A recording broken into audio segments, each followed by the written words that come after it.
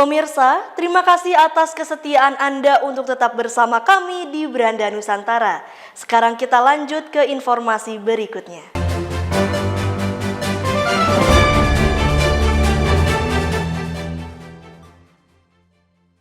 Puncak peringatan Waisak 2567 Buddhist Era yang digelar di Kompleks Candi Borobudur, Kabupaten Magelang, Jawa Tengah, dihadiri sekitar 5.000 orang, di mana puncak peringatan dilakukan dengan pelepasan sebanyak 2.567 lampion ke udara yang dilakukan dalam 2 sesi.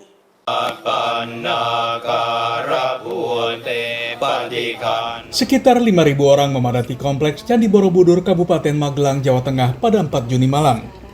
Mereka menggelar perayaan Hari Waisak, di mana setelah sejumlah doa dibacakan, tibalah di puncak acara yang ditunggu-tunggu, pelepasan lampion Waisak ke udara. Api dalam lampion, seperti dijelaskan Ketua Panitia Pelepasan Lampion Waisak 2023, Agus Jaya, menyimbolkan semangat diri mencari petunjuk dalam menjalani kehidupan yang murni, serta penerangan dan penyebaran cahaya kasih sayang. Sementara lampion yang didatangkan dari Thailand yang terbang ke langit melambangkan pembebasan dari siklus kelahiran dan kematian yang terjadi dalam kehidupan manusia. Sesuai dengan tahun 2567 Buddhist Era, di era perayaan Waisak tahun ini, maka ada 2.567 lampion yang akan dilepaskan, di mana pelepasan dilakukan di marga utama yang dibagi dalam 2 sesi. Untuk satu lampion bisa diterbangkan oleh 4 hingga 5 orang, di mana peserta yang bukan hanya berasal dari kalangan umat Buddha dapat menuliskan harapan agar pada tahun ini dapat menjalani kehidupan yang lebih baik. Guyup ya antar umat beragama. Tadi sempat nulis apa? Pesan apa? Make a wish apa? Ya semoga di tahun ini dan tahun depan semuanya berbahagia dan juga semuanya dilancarkan semuanya. Jadi baik kehidupan maupun dengan masyarakat. Nah terus kita juga hari ini lepasin kurang lebih lepas lampionnya 500 yang terbang di sesi 1 kita udah lepas dan berjalan dengan lancar dan sukses. Pelepasan lampion merupakan puncak dari rangkaian perayaan Trisuci Waisak yang merupakan peringatan umat Buddha terhadap 3 peristiwa suci yang terjadi pada Buddha Gautama, yaitu kelahiran, pencerahan sempurna, dan kemangkatan. Dari Kabupaten Magelang, Jawa Tengah, Firman Handi, Kantor Berita Antara, mewartakan.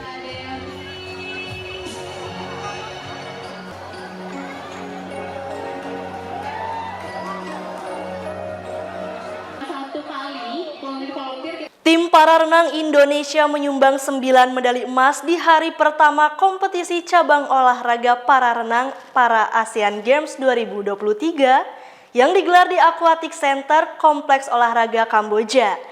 Tim para renang Indonesia ditargetkan memperoleh 27 medali emas di Kamboja.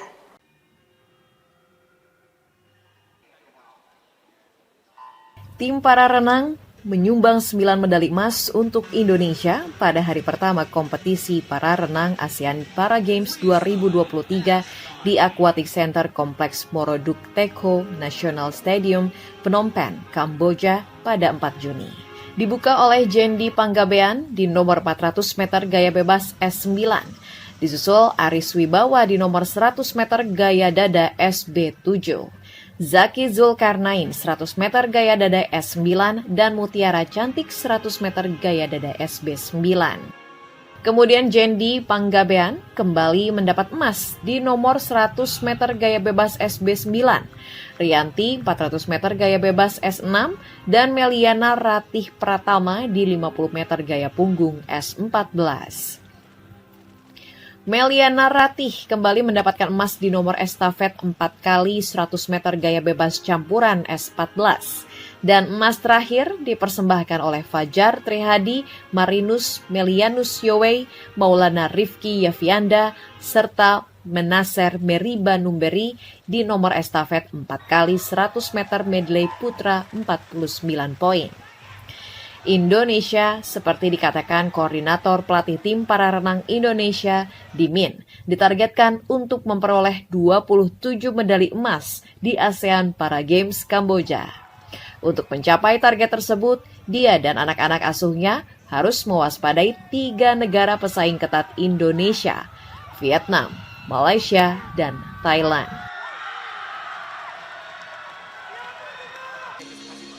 Ya sebenarnya kan kalau Vietnam itu kuat di kelas bawah, 7 ke bawah gitu ya. Kalau Malaysia ada di S14, ke Thailand ada tunanetra ya, tunanetra sama S14 yang tunagrahita. Jadi masing-masing punya kekuatan. Jadi saingannya 4 negara. Jadi Thailand, Vietnam, kemudian Malaysia. Selain mengoleksi emas, tim para renang Indonesia juga mempersembahkan 9 medali perak dan 6 medali perunggu di hari pertama ASEAN Para Games 2023. Kompetisi para renang sendiri dijadwalkan masih akan berlanjut hingga 8 Juni 2023, di mana setiap nomor yang dipertandingkan merupakan pertandingan final. Dari Phnom Penh, Kamboja, Rizalul Fikri, Syamsul Rizal, Kantor Berita Antara mewartakan. Atlet para angkat berat putri Ninengah Widiasih berhasil menyumbangkan 2 medali emas untuk Indonesia di ASEAN Para Games pada Juni 2023. Ninengah Widiasih mempersembahkan 2 medali emas tersebut untuk ibunya yang sedang berjuang sembuh dari kanker.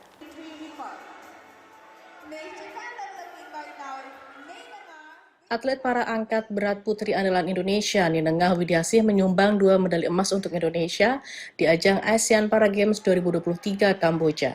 Bertempat di National Center of Disabled Persons, Kota Phnom Penh, Kamboja, Minggu 4 Juni, Ninengah Widiasih yang turun di nomor women's up to 45 kg berhadapan dengan lifter Filipina Ashel Hovilena Guion memperoleh emas pertama dengan angkatan terbaiknya yaitu 99 kg di percobaan ketiga. Sedangkan lawannya hanya berhasil mengangkat beban seberat 79 kg. Sedangkan emas keduanya diperoleh karena berhasil memperoleh total angkatan terbaik seberat 293 kg, sementara lawannya kalah jauh dengan total angkatan 224 kg. Usai acara pengalungan medali kepada Antara, Widi sapaan akrabnya mengungkapkan 2 medali emas tersebut ia persembahkan untuk ibunya yang saat ini tengah berjuang untuk sembuh dari kanker. Semoga dengan perolehan yang saya persembahkan hari ini, ibu saya bisa semangat untuk sembuh dan untuk terus fighting, karena tadi saya baru telepon dalam kondisi yang sedang ngedrop banget juga, untuk bicara pun juga ibu saya masih tertatih-tatih, dan semoga saya bilang sama ibu saya persembahkan 2 medali emas untuk ibu. Tidak hanya Ninengah Widiasih, rekan satu timnya Eneng Parida berhasil menyumbang 1 medali emas dan 1 medali perunggu untuk Indonesia. Eneng mengalahkan lifter asal Filipina dan Laos setelah memperoleh angkatan terbaik yaitu 75 kg, sedangkan medali perunggu diraihnya karena mengangkat beban dengan total 146 kg. Dari Phnom Penh, Kamboja, Rizalul Fikri, Kantor Berita Antara mewartakan.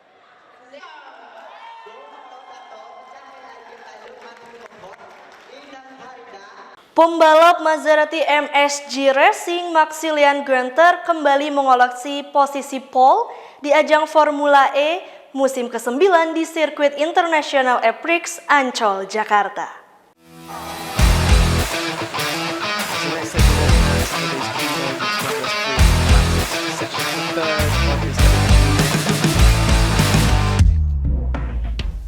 Posisi pole beruntun di ajang balap mobil listrik tersebut membuktikan pembalap Maserati MSG Racing Maximilian Gunter mampu menguasai trek Jakarta dengan baik di 2 babak kualifikasi seri ke-10 dan 11 sekaligus. Gunter mencatatkan waktu tercepat 1 menit 7,753 detik menuju garis finish mengalahkan lawan terberatnya dari Avalanche Andretti, Jake Dennis, yang lagi-lagi harus puas menempati urutan start kedua dengan catatan waktu 1 menit 8,338 detik atau selisih 00,585 detik.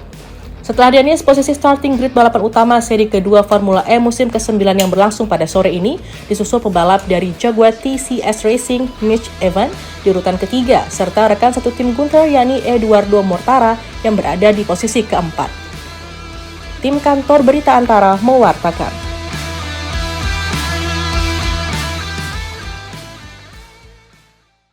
Sebanyak 388 jamaah calon haji asal Kota Padang, Sumatera Barat masuk ke asrama haji Tabing. Dari 388 jamaah calon haji tersebut, sebanyak 151 orang merupakan jamaah lansia, di mana 37 orang diantaranya merupakan lansia beresiko.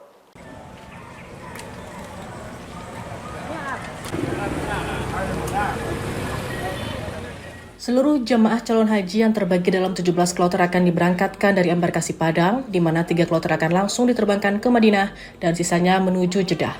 Embarkasi Padang juga melayani 4 kloter haji dari Provinsi Bengkulu. Kepala Kantor Wilayah Kementerian Agama Provinsi Sumatera Barat, Helmi, ditemui pada Minggu 4 Juni menyebut, untuk kloter perdana ini terdapat 388 jamaah calon haji asal Kota Padang, di mana 151 orang merupakan jamaah lanjut usia, 37 diantaranya adalah jamaah lansia yang beresiko. Kebijakan tahun ini tidak ada pendampingan. Ya, yang ada itu mereka menyatu dalam regu. Dalam regu itu nanti jangan ada lansia semua. Jadi dalam pengaturan regu ada yang kuatnya juga, ada yang lansianya juga. Berarti dalam regu nanti mereka bisa kerjasama. Kemudian di rombongan, kemudian petugas-petugas kita sudah siapkan seperti itu. Mulai dari di sini, tadi kelihatan bagaimana pelayanan petugas kita. Untuk pelaksanaan ibadah haji tahun 1444 Hijriah, Provinsi Sumatera Barat mendapatkan sebanyak 4.613 kuota haji.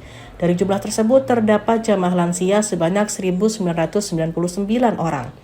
Dari Kota Padang, Sumatera Barat, Melanie Friati, Kantor Berita Antara mewartakan. Pemirsa, tetaplah bersama kami di Beranda Nusantara, karena berbagai informasi lainnya akan hadir sesaat lagi.